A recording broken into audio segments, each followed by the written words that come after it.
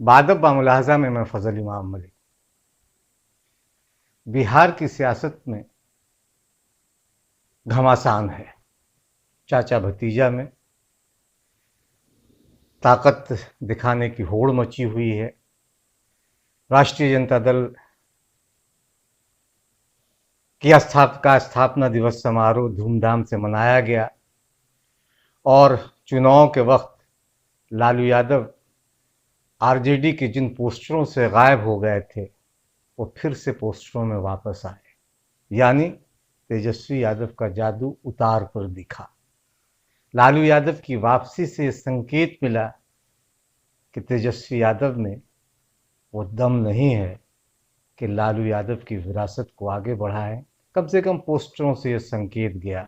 हालांकि वो इस बीच आदत के मुताबिक दिल्ली से लौटे, दलीलें देते रहे, अपने चुनाव क्षेत्र गए और सरकार गिराने की बात या गिर जाने की बात की।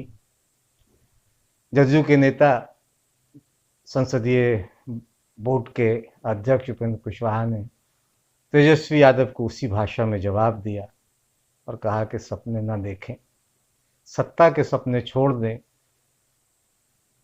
बिहार की आवाम ने उन्हें विपक्ष में बैठने का मैंडेट दिया है, उसी पर केंद्रीय अपने को फोकस करें और जन सरोकारों से जुड़े।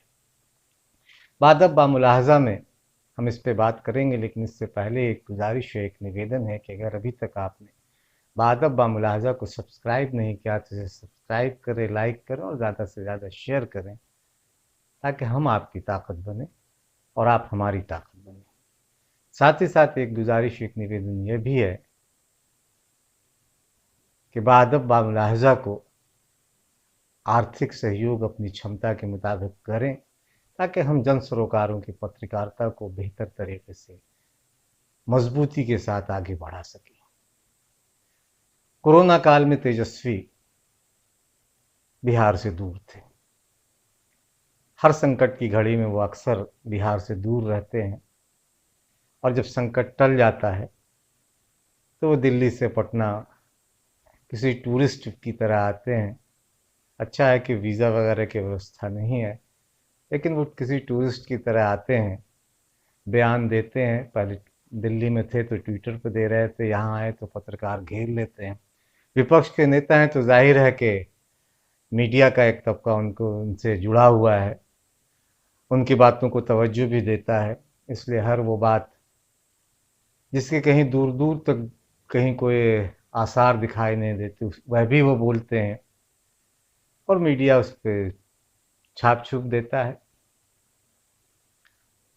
दिल्ली से आए तो चुनाव के बाद पहली बार वो अपने चुनाव क्षेत्र राघोपुर भी गए, जहां उनकी गुमशुदगी की पोस्टर भी लगे थे और हमने बादब बामुलाहजा में दिखाया था कि कैसे मुस्लिम बस्तियों और मुसलमानों ने में उनके खिलाफ आक्रोश था। कई मुस्लिम पंचायतों के मुखिया ने उनके खिलाफ हल्ला बोल रखा था, उसका वीडियो सामने आया था। वहां वे गए, उन्हें काले झंडे भी दिखाए गए। मीडिया में ये खबर बहुत ज़्यादा, काले झंडे वाली खबर बहुत ज़्यादा प्रमुखता से नहीं आई, लेकिन उन्होंने वहाँ बयान दिया कि 2-3 महीने में नीतीश कुमार की सरकार गिर जाएगी। पता नहीं किस तरह का आकलन है उनका। अब स्कूल में किस तरह के विद्यार्थी रहे पता नहीं।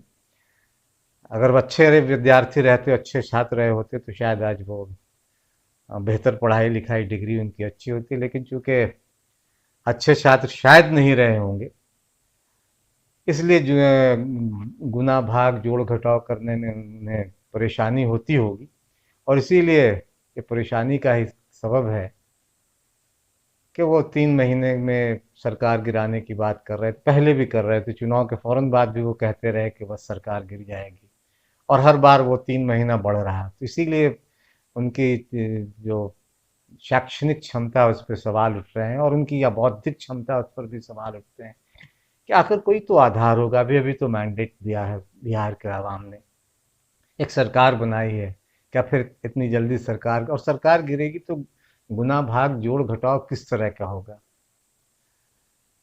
महागठबंधन के वो नेता हैं, महागठबंधन में भी एक खलबली मची हुई है, तो अपने विधायकों को बचाने की भी कवायद में शायद वो इस तरह का बयान दे रहे हैं कि सरकार गिर जाएगी। और उनका ये बयान बचकाना ज़्यादा लगता है। जिस अंदाज में वो बात करते हैं वो किसी मैच्योर राजनीतिक की तरह तो बात ही नहीं करते हैं। अभी तक लालू यादव की तरफ से इस तरह की कोई बयान नहीं आया, हालांकि वो कई बार ट्वीट कर चुके हैं, नीतीश कुमार की घेरेबंदी भी की है। लेकिन बिहार के मुख्यमंत्री चुपचाप अपने काम पे लगे हुए हैं। उन्होंने कई महत्वपूर्ण फैसले भी किए, कोरोना काल में भी किए, और फिर शिक्षण संस्थाओं में जिस तरह से लड़कियों को मेडिकल और इंजीनियरिंग में 33% आरक्षण देने का फैसला किया, सचमुच ये प्रशंसनीय है। लेकिन तेजस्वी का मानना है कि सरकार गिर जाएगी।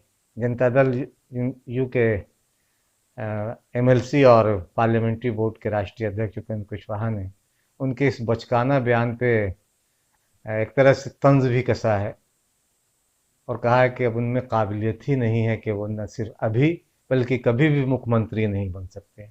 उन्होंने अपने पिछले एक्सपीरियंस से भी, पिछली जो तजुर्बा उनका रहा तेजस्वी यादव के साथ रहने का, उस आधार पर उन्होंने ये बात कही।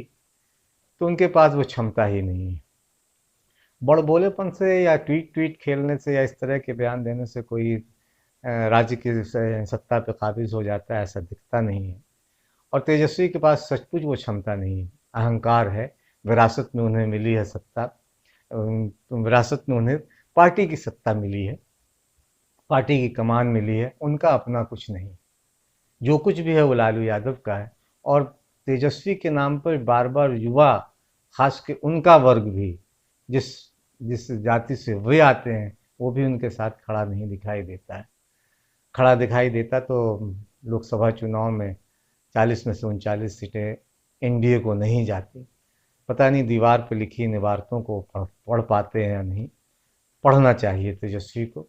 इसलिए सलाह दी है उपेंद्र कुशवाहा ने, और बताया उन्हें कि सलाह दी है कि उन्हें सलाह माननी चाहिए, क्योंकि तजुर्बा ज़्यादा है तेजस्वी की बनिस्बत उपेंद्र कुशवाहा की बिहार की राजनीति में भी और देश की राजनीति में भी।